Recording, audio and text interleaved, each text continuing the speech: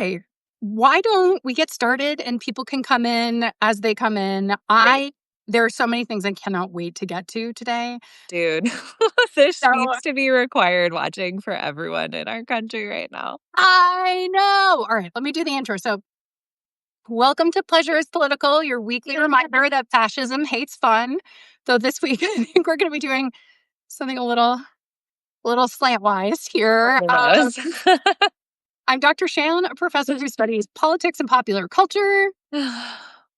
I'm Dr. Kim, and I run the pleasure-focused intimacy coaching business Uncover.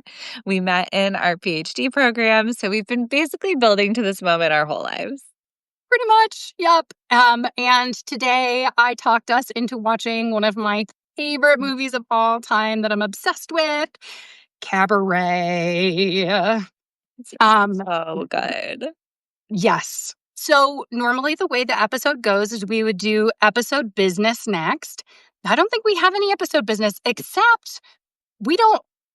Next week, do we want to do Chocolat or the Terminator? Should we ask at the end and see if people want to vote? Ooh, like take a vote. I love that. We are very pro-democracy here. Yes. Clearly. Yeah, great. Okay, so we'll do that at the end. And then I think what we do is get into plot description. I remembered this time. There's a first Yes. time for everything. And then get into gut reactions. Okay, great. I want to add to the agenda, which we normally don't have, but can you, in particular, with your expertise, share maybe after gut reactions and maybe after we get into it a little bit? I'd love to hear you riff on the difference between the movie version of this and the stage version, because Don't threaten me with a I know. daytime I'm plan. like, oh, I have a feeling it's going to be okay. I didn't clear this question beforehand. But I had never seen the movie, I don't think. I think I had only ever seen it on stage. And I was blown away, not to get ahead of things, but I also had a lot of questions about that adaptation Yeah, element. talk about it. Yeah. You know what I did skip in my desire But to make sure I remembered plot summary? Resonances. yeah. Something this week that made you think of this. And Eric, if you heard something that you want to chime in about too, that'd be so fun. But Kim, what did you think of this week? That was in the news or online or something that made you think of this? Yeah, well, I had like a very in my everyday life answer about watching my daughter play with her friends and like perform for each. It felt like trying to perform for each other and was like, oh, Yeah. this is in us. But then last night with the elections, I actually was feeling I mean, it's like an antidote to my answer last week. But I'm feeling so hopeful and was Yeah. just feeling so like, oh my God, okay. Also, the resistance piece is resonating. Resistance being like quite radical. And I don't know, just a feeling of watching a screen, but feeling so much hope. I was like, okay, like this is different, but it's so needed. Yeah. Yeah. Same. Yeah. I saw a tweet that made me think about our conversations, not a tweet. They're all going to be Yeah. tweets to me, which means I'm over the hill, right? That's the thing. Ah. I'm just going to refuse to adjust. I saw a thread. Uh-huh. Um, and it's funny, Tony, my husband saw it too. And the two of us at the end of the day were like, I saw this thing today. And Oh, well, cute. Wait, it was I really love cute. that. And I feel like you will get this too. The thread was something like the worst person you know is now taking ayahuasca somewhere and deciding that like they're having like a spiritual revelation from the universe that they no longer need to care about anyone else. Have you seen this? No, but it totally tracks. And I've definitely seen the worst person on the internet with the God is love in their bio or something like that, which for anyone who doesn't know is basically like shorthand for I'm evangelical. Yeah, totally, totally. It's like I actually am exempt from needing to be part of making any of this better because I'm so enlightened. I'm out of here. And it's one of the many ways in which the like far, far left or like new age like crosses over and touches like my evangelical background. I'm like, yeah, that's what they think. If you think you're about to get raptured, you don't always recycle, you know? Right. Yep, yep. Or if you see yourself in some sort of like grand cosmic way, you feel excused from caring about your neighbors because you're in a Right, larger war for right. good and evil, right? Um, Literally. Yeah, a friend of mine the other day wrote, "I don't really care if your spiritual practice is on point if you're regularly not kind to people. I'm not sure that it matters." And I was like, "That is so simple, but so true." yes, yep.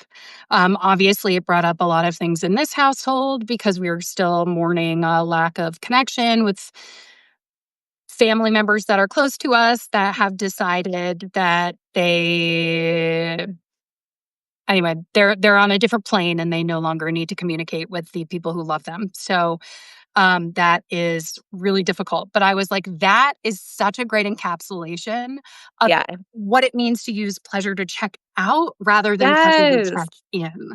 Totally. And I would say, on a even soul level, this feels better. We think that might feel better, Right. especially if you're like a deep feeler and it feels painful to be plugged in. There might be this fantasy that checking out would be medicinal in some way. But honestly, I have yet to find someone who really truly feels that to be true because we want to be in community and we wanna be with each other and helping each other, like, it actually doesn't feel better to just run away. Yes. Which I think feeds really well into our conversation today It about totally does. It totally cabaret. does. Yes. Uh, So, plot description. In late 1930s Germany, very important part of the movie. A young a young, I had forgotten in the movie, a young PhD candidate mhm. Who's broke. who's broke and depressed and doesn't know what he's doing with his life. Oh, gee, we know the type. Um, Goes to Berlin to give lessons and do research, and meets one of the other boarders in his boarding house, Fräulein Sally Bowles, who works at a Berlin cabaret.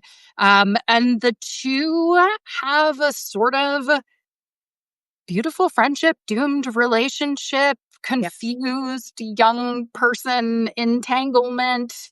Yeah. That includes that includes you know like conflicting personal aspirations and further entanglements with a wealthy man named Maximilian. And though most of the plot focuses on all of that, I think the brilliance of this movie is that is not, yeah, Michael York, that is not what the movie is actually about, in my opinion. Totally.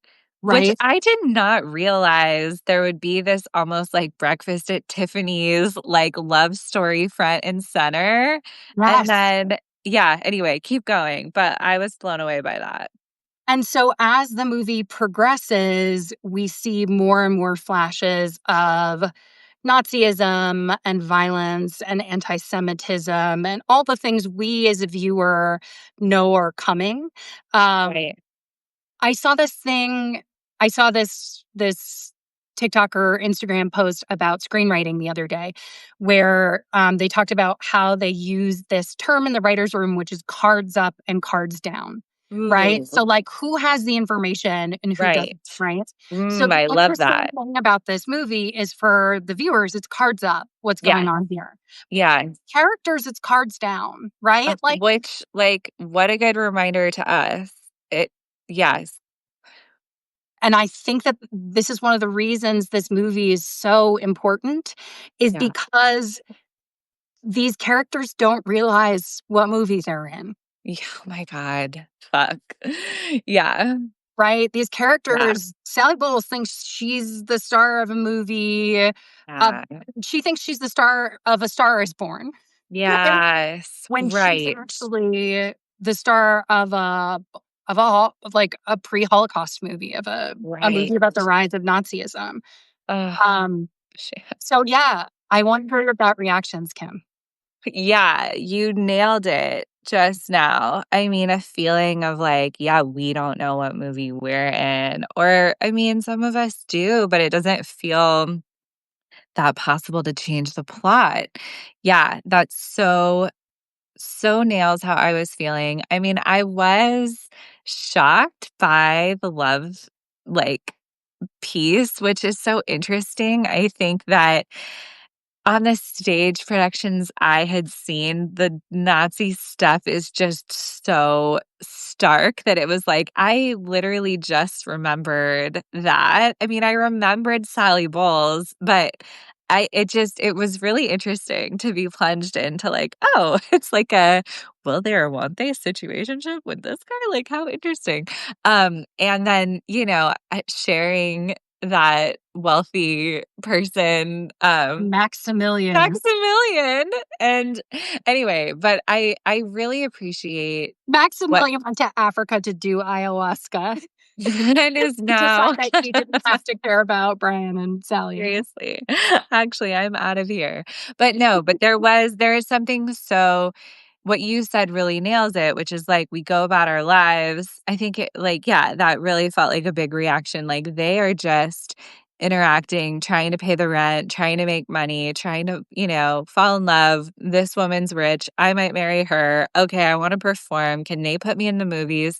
Meanwhile, the backdrop is more and more of our freedom is getting curtailed. More and more of the daily life struggles are centering around like, is it safe?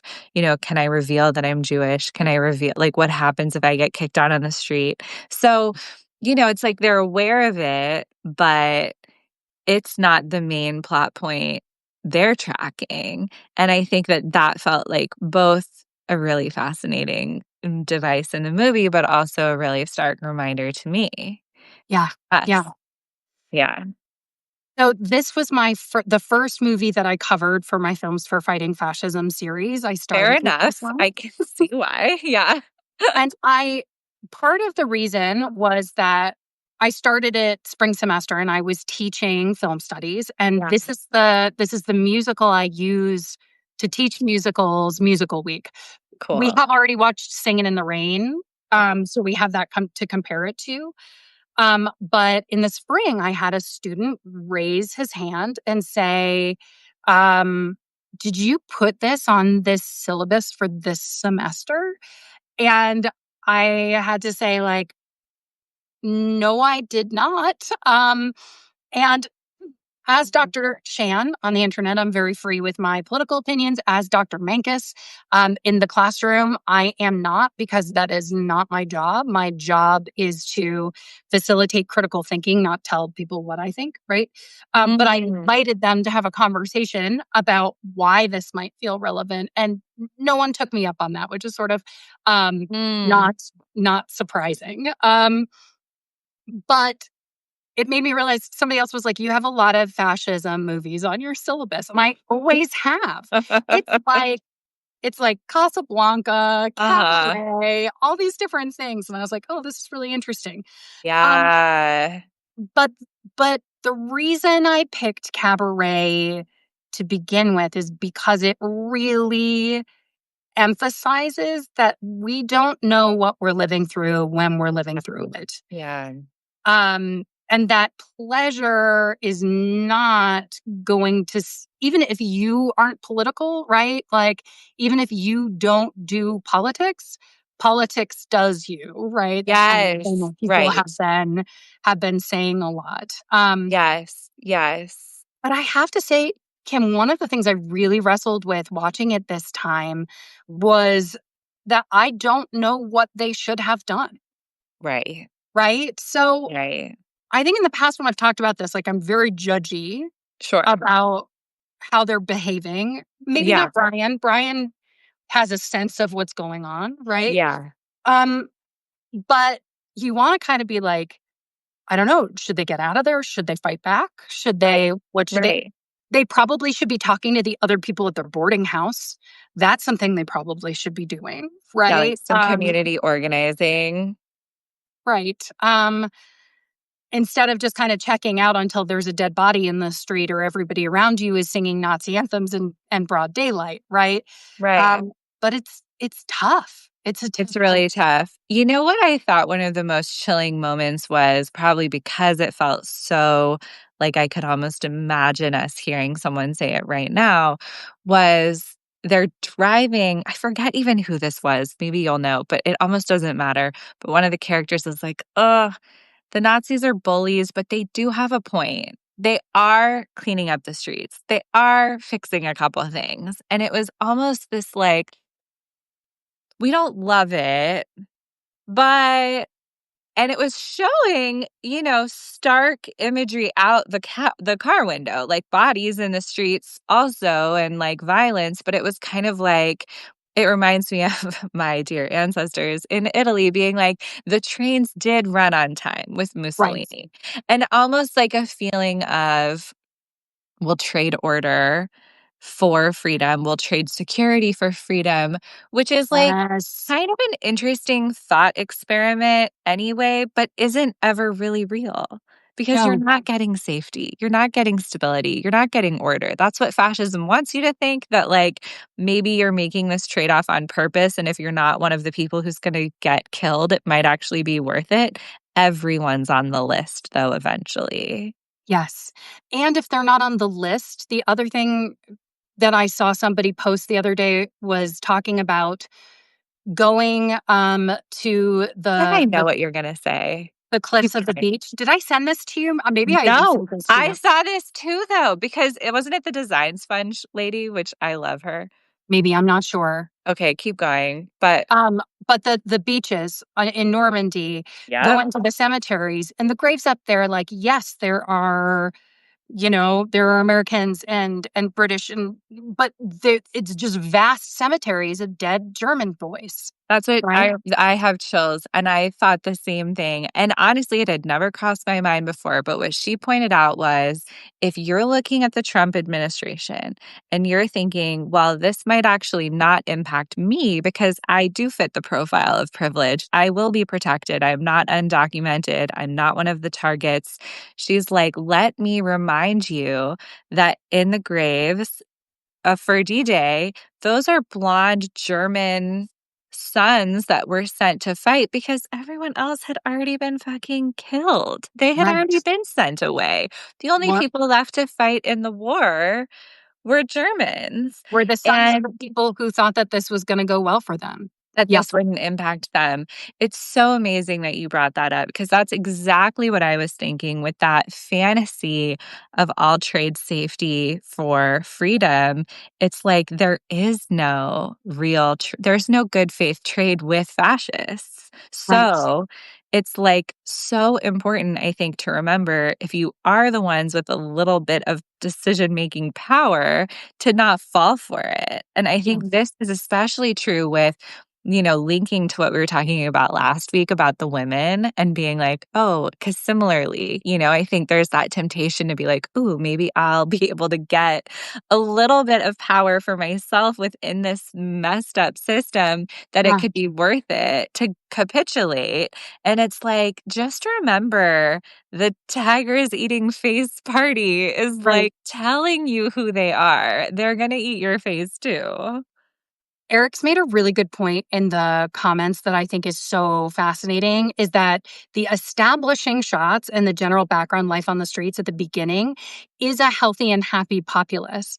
And then Mhm. as we go on, that's what Eric said. And it's so smart because as we go Yes. on, we start to see that the citizens, the people around them, Yeah, are not healthy. And even if it's not even if it's not affecting them, that's such a good right? point.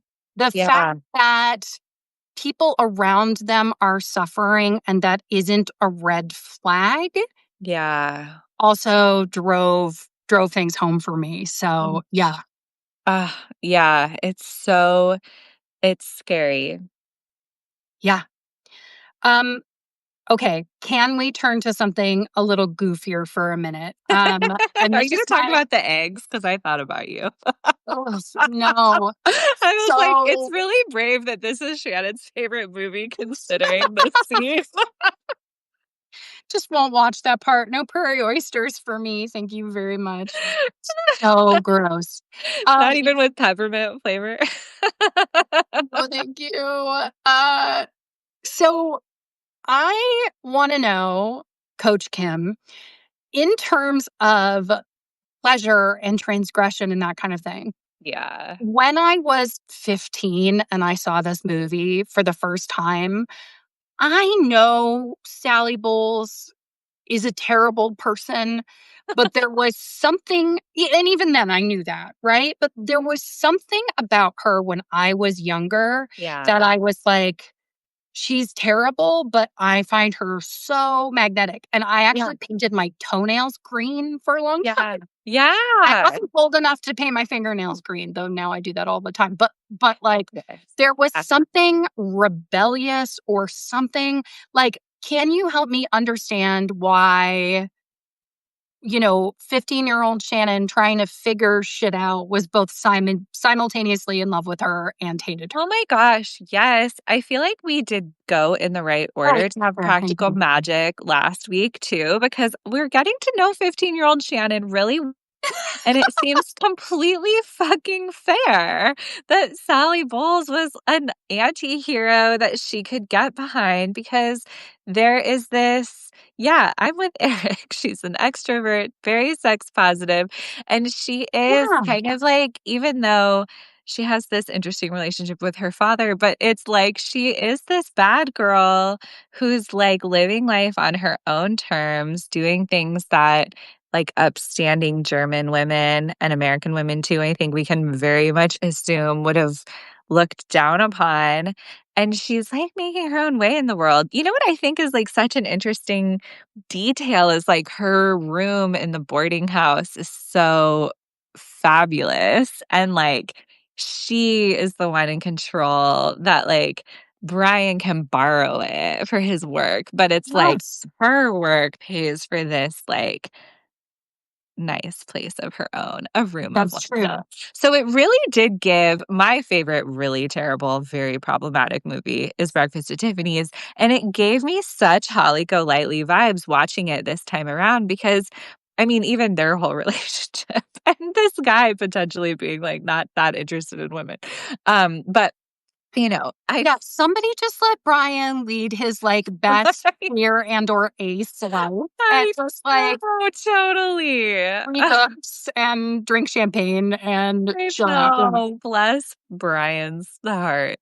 Yeah, but there was this feeling of like she's the bad girl that we're like not allowed to be. And it does feel even in the moments where you judge her or she feels callous, that's like perfect behavior for an anti-hero. I Yeah. would. Eric also brings up the sexual revolution, right, is happening. The other Mhm. really interesting thing about this movie, there's a fantastic documentary called The Celluloid Closet, Ooh. which is about queerness on film. Um, Oh. And one thing that shocked me that they say in the celluloid closet is that this movie is maybe the first portrayal of a bisexual person in a mainstream movie where they are neither murdered or the murderer. Damn, I can see that. So they're really like this Wow. moment between Brian and Maximilian and the Yeah, like screw Maximilian, I do, so do I do I. too. Right. Yeah. Um, I do love that the characters may have moments where we question their morality, but that's not really like they're unfaithful to each other and that sucks, but that's not really one of the things and they're Yes, not punished for that. that's such a good point. That scene actually reminded me of Schitt's Creek and like this really like lovely scene where they're exploring one of the characters' bisexuality and he's like I like red wine and I like white wine also. And Right. sometimes I have some and sometimes I have the other.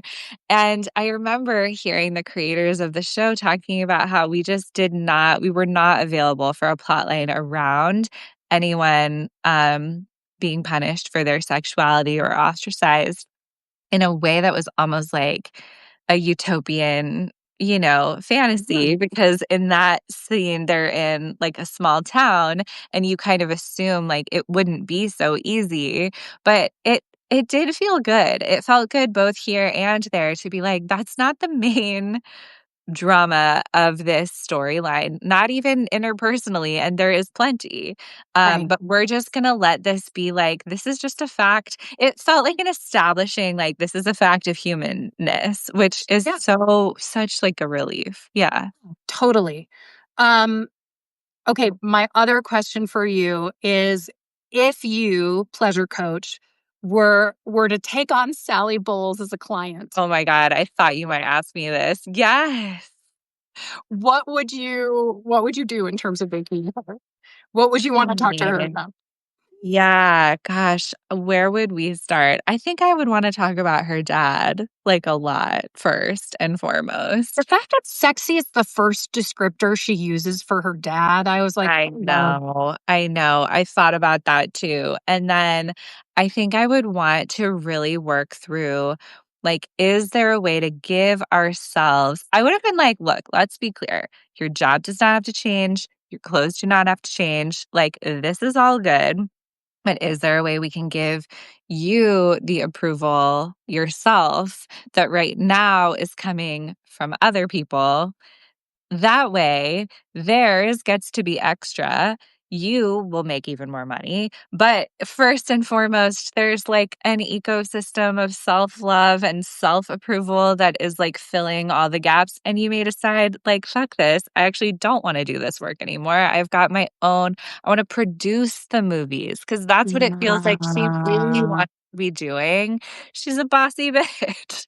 And Like, she's I not think as she good wants. at networking. Yes, yeah, like, I see her actually with the cigar kicking back, father figure playing as she is Right, like, right. "I'm running the show." But, there's such, like, a limited set of tools that most women feel like they've been given. I think probably men do, I just don't know them as well. But, this feeling of, like, this is the little bit of power I've managed to scrape up for Mm, myself, so I'm gonna use it, when really it's nowhere near sufficient, and it's, like, not even getting it doesn't seem like getting her really what she wants. that's so smart. You're Don't so you smart. I know, hire Yes. me, Sally, hire me, I'm available. She can pay you in prairie oysters and That's tickets right, and then tickets to the tune Kit in Kat for the Club. rest of our year of film reviews. But yeah, I mean, it's so interesting. The other thing that I was gonna ask you about is just, like, in this moment in the because it's 72 that this movie comes out, and, like, I've never been great with historical context for things. I'm like, "Oh, wow, Freud and Picasso could have known each other, like, what?"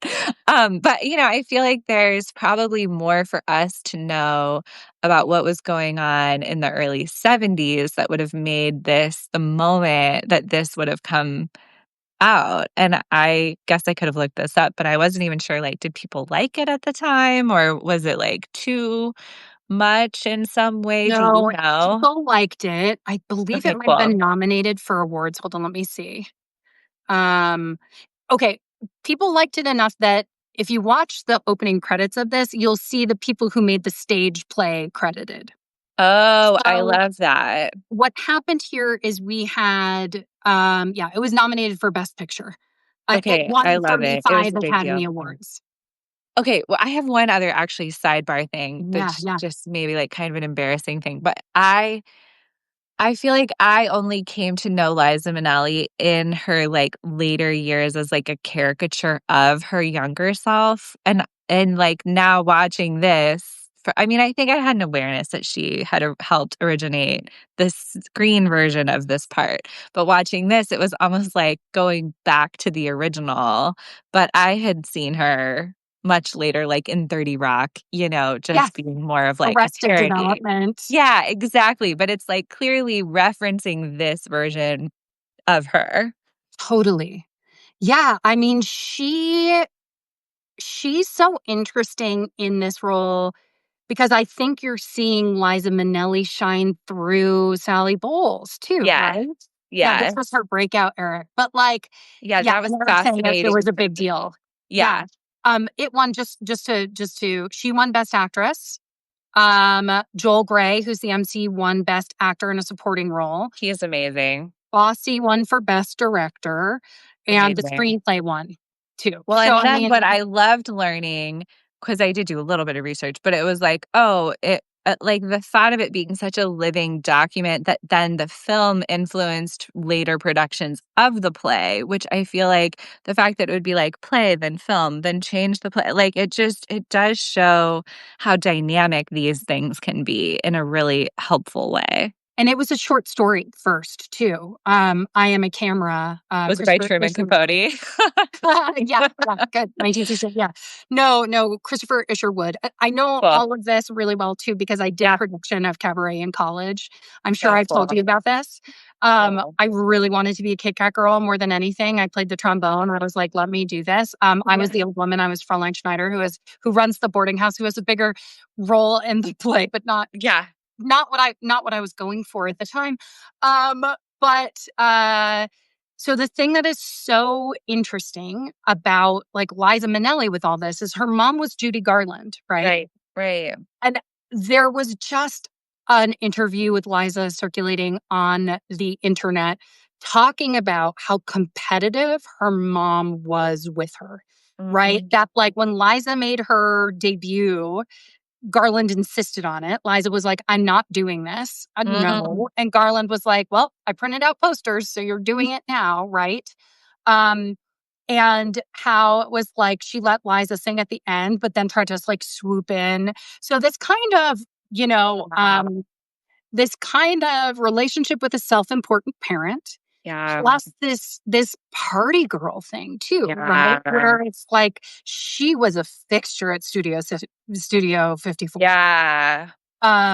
Like it was like Warhol and Manelli, and like she was one of the Yeah.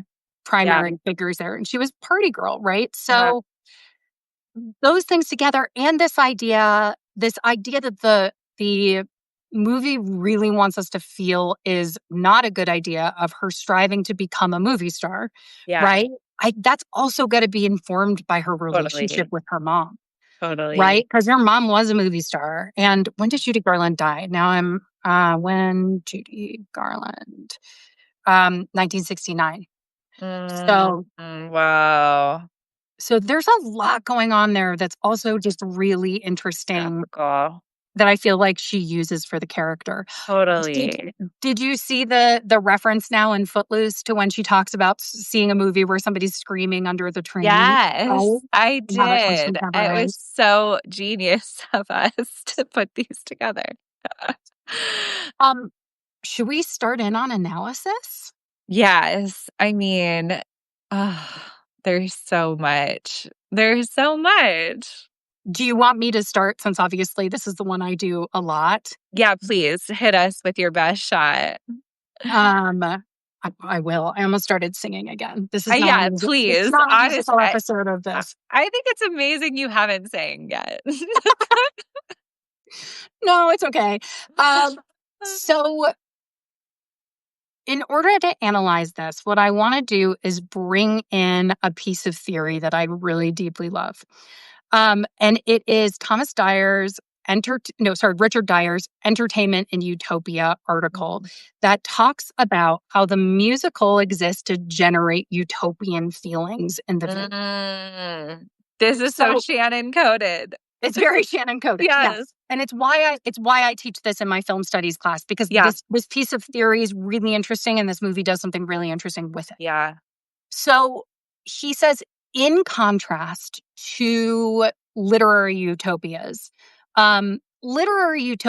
are trying to give you some sort of formula or idea of what a political or social utopia might look like. Yeah.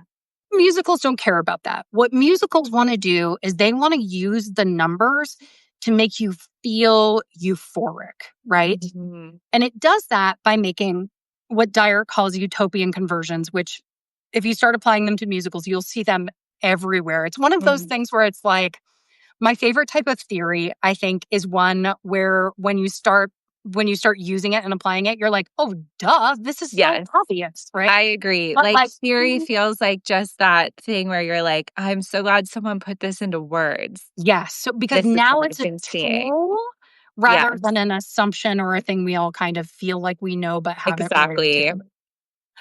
So he says the musical makes the following conversions. The first is manipulation to transparency. And what's so Mm. cool about manipulation to transparency is the idea behind it is that when someone is singing on stage in a musical, they cannot be lying to the audience. Mhm. They can be lying to their scene partner. So think Yeah, about like Ursula in The Little yeah, Mermaid, yeah, right? Ursula's lying her face off to Ariel in a lot of ways or trying to deceive her, but yeah, we're getting the cards up asides of like yes, Blossom Jetsam, now I've got our boys, right? exactly, yes. You Um, know. yes, and we get like tremendous villain songs. People can't Yes, hide because the function of songs is people revealing their heightened emotions. The yes. idea is that they can't lie. There's Love it. one exception that I found to this, and Hmm. it's a spoiler for Frozen. Ah! But Hans in Frozen in Love is an Open Door is Mm. lying through his teeth and we have no idea. And one of the reasons that reveal is so shocking is because it violates the rules that we've come to know of. Yeah. Um, the other example I'd use for manipulation to transparency all the time is Satisfied from Hamilton, right? Where we Mm. see a scene from Mhm. uh oh my gosh, why am I blanking? I can remember Peggy and Eliza, and I cannot remember um Angelica. There we go. We see it from Eliza's point of view, and then it rewinds, and we see it from Angelica's Mm. point of view. And so Mhm. we know what's going on in her head, right? Because to keep going without that full transparency would break our relationship with that character, right? Yes, It felt okay. like they were being dishonest to us later on. Mm. So that's Mhm. the first one. Then there are two that are kind of connected. Exhaustion to energy, which is Okay, really about the performers, and interesting. Yeah, dreariness to intensity, which is really about the mise en scène, everything yeah, around the performers, right? okay. So you'll start in a place where there's not a lot of energy, and by the end, everybody is like dancing and singing in Yes. unison. What I use for this most often is the opening of La La Land. Yeah. Everybody's in traffic, right? It's dreary, it's exhausting, and by the end, they're all dancing on their cars in fun Yes. colors, right? Along with that, there's fragmentation to community. So the Mm. idea that one person is singing and then another picks it up and then another, and again, we're dancing all together by the end. I would say that's actually probably the primary function of the musical is this feeling of atomization to community. But then finally, there's scarcity to abundance. So Mm. most musicals have a song that's about like how much money there's going to be or that kind of thing. You can think of Yeah, We're in the Money from 42nd Street or that sort of. yeah. Now, what is so cool about Cabaret, and I'm sorry, I didn't mean to go on full on lectury here, No, but I I'm love into it. this, We're so into it. We're tracking you. is that each song plays with and undermines the utopian conversion. It shows the Interesting. dystopian version of what the musical number would normally show. So if we Okay. go from like backwards to forwards, let's start with scarcity to abundance, right? Yeah. The song that comments on that is money. Right? There Yeah. is a song called Money Might even that be is called about Money Money. Yeah. going from poverty to abundance. Right, right. This happens in most musicals, and it's meant to be a positive thing. Huh, I've never thought about that. Mhm. Money in musicals, your second thesis. There we go. I will not be writing any more dissertations, please and thank you very much. I have made videos about this though. Um, Mm, so there's your scarcity to abundance yes. in terms of like, oh, but the pushing past that is greed, right? Mhm. And not caring about anybody around you and just Yeah, just caring about like you having your own abundance. yeah. Then there's fragmentation to community, which is tomorrow belongs to me. in this movie. Yeah. So Yeah. normally it's about someone feeling alone and then everybody joining in, and there's this joyous felt community. But here, the more and more and more people Um, join in, the bleaker and the darker more it gets. dangerous it is. But it also, just to sidebar interrupt, it shows where the allure of authoritarianism comes in, which is that, like, oh, maybe I could like belong here. And why a lack of belonging in all these other ways makes a society so susceptible to a fascist uprising, because it's like, oh, at least here I could like fit into something. And I feel like we see that so often. Yes, yeah. Just even this idea of like tomorrow belongs to me Right. is like the Right. future will benefit me and not others. It's a really interesting thing. Yeah. And then like dreariness to intensity, part of this is about distraction and exhaustion Yeah. to energy. Yeah. Yeah, they did really lean into like the attractive young people in the audience too are absolutely in that Which is number. happening right now. Yeah. Yes, is another like, yeah, yeah, we could talk about that a whole bunch also. Bonus And session this on really Erica kind of like Kirk. trying, yes, and trying to court the youth, right? Exactly. And Mm, aspirational, like, idealization of beauty and youth and fertility markers. It's it's all from from the the playbook. playbook. Yeah, Yeah, Eric, exactly. sure. Uh, um, and then manipulation to transparency, we can Yeah. think about if you could see her through my eyes. Yeah. Right? The gorilla number where at the end he says she wouldn't look Jewish at all, right? The idea there is that he's being transparent, but Yeah.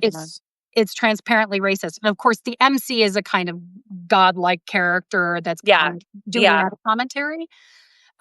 But for me, the thing that is really interesting about this movie is it starts and opens the same way with Yeah. this mirror reflection and the Mm. MC basically saying, like, in here, life is beautiful. We have no troubles here. Where are your troubles gone? Right. And at the end, when he says that, it's bitterly ironic, right? Because the idea is that like there is no insulated, privileged place where Yeah. you can entertain or escape from these large scale political things that are happening, right? If you're trying to use pleasure as escapism, that's not You're going not gonna to get work. away. You're not Yeah. going to get away. Yeah. And the movie not only gives us like an intellectual thesis about that, but Yeah. it reminds us in real time how susceptible we are to forgetting what's going on. Yeah. Yeah. And how bad we are at keeping our eye on the ball, I know right? it. Yes. I think also what a reminder about whose eyes are on us. I feel like that Oh, chilling ending where you're like, oh, damn. the audience is full of Nazis is just like, right. That surveillance state apparatus is using our entertainment to, like, watch us back. Hi, anyone watching us right now? But, like, it feels like now more than ever, not to use that phrase, No, but you that's know right. what I mean? With social media, it feels even more relevant to have a conversation about, like, you think you're escaping into pleasure here, not only is it still part of it, it's a two-way mirror, and, like, you're being watched. Yeah. Yep. Yep. Yeah, wow, I have never articulated that. That is Mm, so brilliant and mm. incredible, and you're totally right, right? It's not just that they've snuck into the audience, we've let them into our spaces, it's that they're actively monitoring us now, right? They're I keep know. Oh my god, that is, like, not to go totally to a superficial place, but I remember somebody, um, who was, like, really they were anti-vaccine in my Facebook community, and they were like, they're, like, monitoring you through the vaccine. And I was, like, looking at my phone, which I run my entire business from, and, like, document pretty much all of my life with in order to, like, run Uncover, and I'm like, I think I'm tracked, dude. Like, I right, feel I've been, like, for about 10 years being like a flare gun up into the ether, being like, "Hello, if you're looking for me, here's literally everything I think and believe and, like, how to find me at literally any given moment." So, I'm right. not as worried about The the vaccine. vaccines. Right. Yeah. Uh, so, from a pleasure perspective, what were you thinking about a lot when you were watching this? I know. I mean, it's interesting because, of course, sex is not the only type of pleasure, like, we're ever talking about. It's not even really the main one I feel like we're usually getting into, but it was interesting this time to reflect on the way that sex and sex work in film tends to just be associated so heavily with danger, and for women, like, death.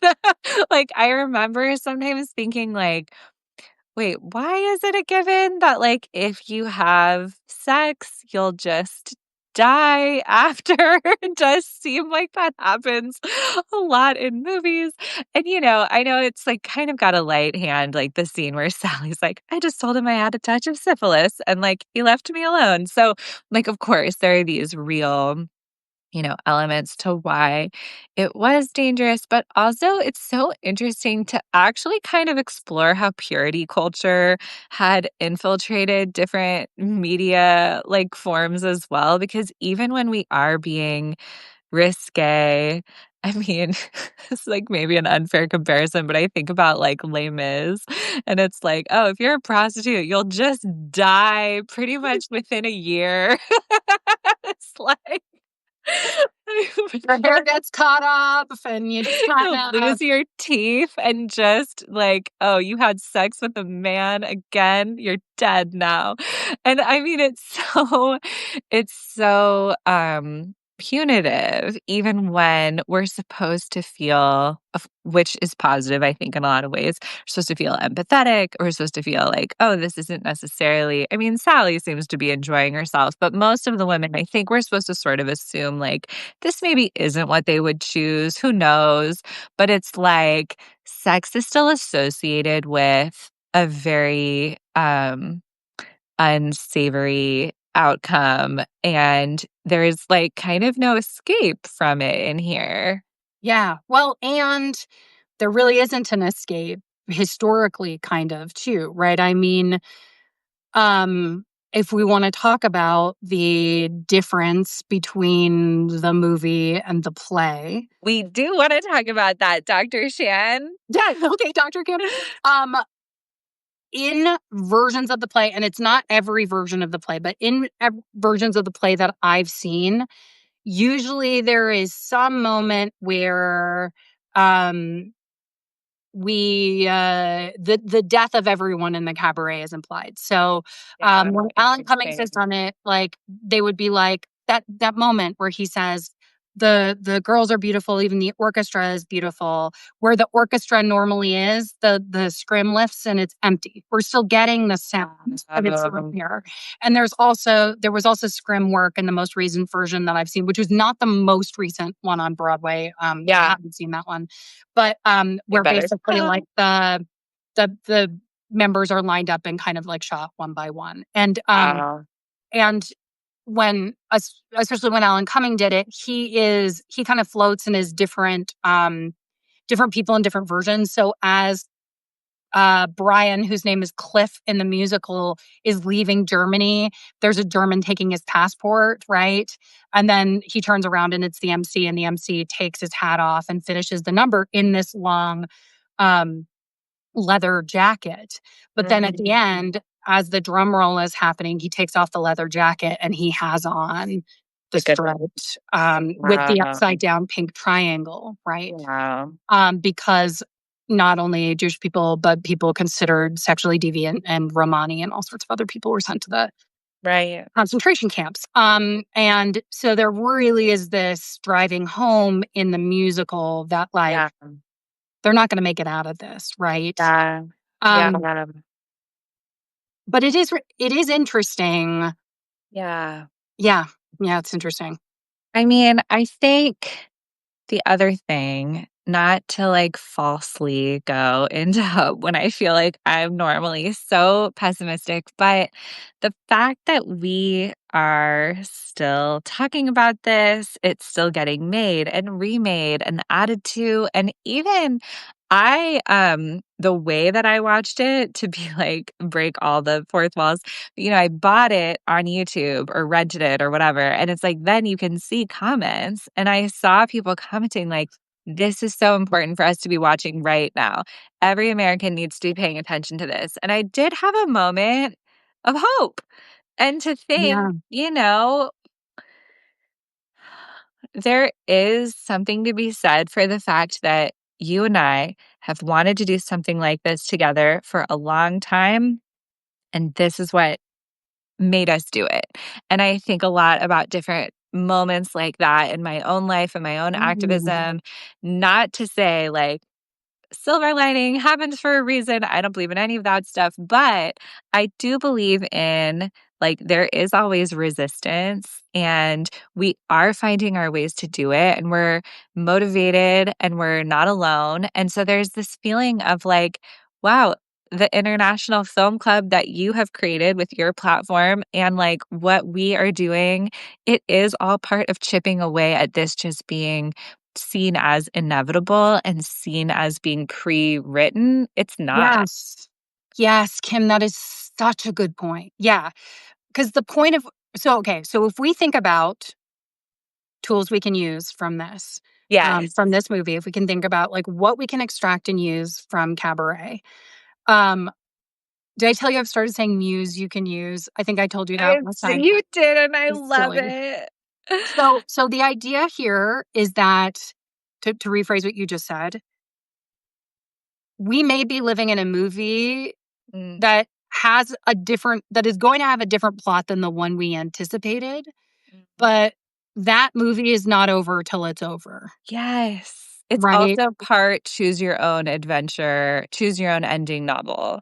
Yes, and part of making a better ending Yeah. is staying sharp and keeping your eye on the ball, which is not to say, Yeah. like, because if they had denied themselves pleasure, it's not like they were going to stop the rise of the Nazis, but Right. they could have helped their friends and neighbors a Yeah. little bit more, and more people doing that could have had a ripple effect, right? Yeah. So so balancing living and having joy de vivre and keeping your eye on the ball for what is really important, Yeah. um, and knowing and giving yourself a little bit of grace too about the fact that, like, we as humans are distractible, right? And caught Right. up in our own narratives that we're writing for Yeah. ourselves, which is not to excuse us, but is I'm thinking Yeah. that in like the sense of meditation, right? Where it's Yeah. this sort of thing, which I've never been good at meditation. But this idea that if you notice yourself starting Yeah. to, try to latch on to thoughts again, you have to be like, yes, of course, I'm Right. going to I'm going to give myself compassion and gently let that sort of Right. go, right? Not judge it and then spiral about it. Just come back in again and again. And just keep giving yourself grace, and it in order to keep returning. Totally, Um, totally. And to do it together, and then it feels like, "Oh, okay, someone else is inviting me in too." I mean, less so with meditation, but definitely with fighting fascism. yeah. Can we also talk really quickly about the class aspect of this film? Because I do Yes. feel like there is also this kind of like the rich are not your friends Yeah. No, I think that's a aspect to this movie. great I know. I mean, yeah, it feels really helpful so at the time of this recording, a lot of Americans have just lost their SNAP funding, which is like our food assistance. And it's because of an even like maybe equally dire situation where a lot of Americans are going to lose their health care. And so it's like, oh, everyone, if we could remember, we're way closer to being in that position than to being billionaires. Like Yes. literally, we're so many powers of 10 closer to being on SNAP. Yeah, I think it is a very, like, no war but class war underneath it all. And the going back to what Eric said earlier and drew out, right? The health of the population that we're seeing out the Yes. window.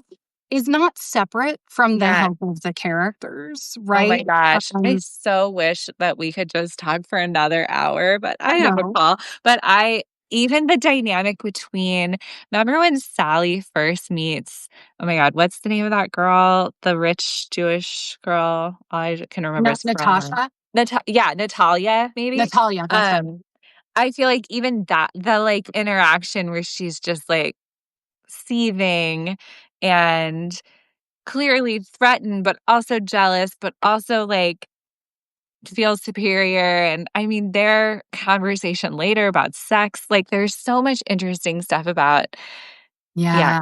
yeah, Yeah. yeah. Oh my Yeah. God, the religion, which didn't even really get into. Should we just talk about Cabaret every week? I see why you love Yes. this movie. Yeah, there's so much to unpack. There really is. So so yeah, we before we end, we'll do what's keeping us sort of, what's giving us pleasure and keeping us in the fight. I might have to go because I have a 3 o'clock call. Oh, got it. Okay. But we'll be so quick. What's giving us? Yeah, you go first. Walking and being embodied. What's yours? Holding my baby.